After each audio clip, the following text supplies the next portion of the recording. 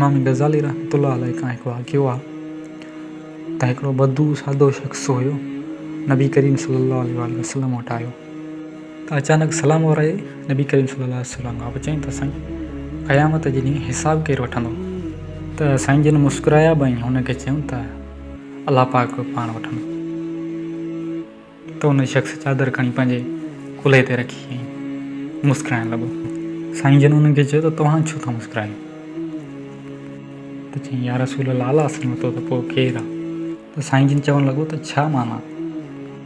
त चवणु लॻो या रसूल अल्लाह, बख़्शणहार जॾहिं बख़्शण ते ईंदो आहे त बख़्शे छॾींदो आहे।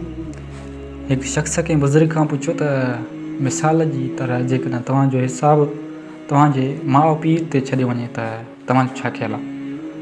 त चयईं त न रब ई सही आहे, मुंहिंजो रब मुंहिंजे माउ पीउ खां 70 दफ़ा वधीक प्यारु कंदो आहे। त उहा ॻाल्हि करे उहो शख़्स हलियो वियो। त साईं जन चवणु लॻा त माण्हू केॾो सादो हुयो ऐं ॻाल्हि केॾी गहरी करे वियो। त दोस्तो उहो कॾहिं वणबा, उनखे कंहिंजी परवाह कान्हे का। हिकिड़ो शाइर चवे थो त जे अदल करे ते थर थर कंबण चियां शाना वाले, जे फज़ल करी ते बख़्शे जावण मुंहिंजे मुंहुं काले।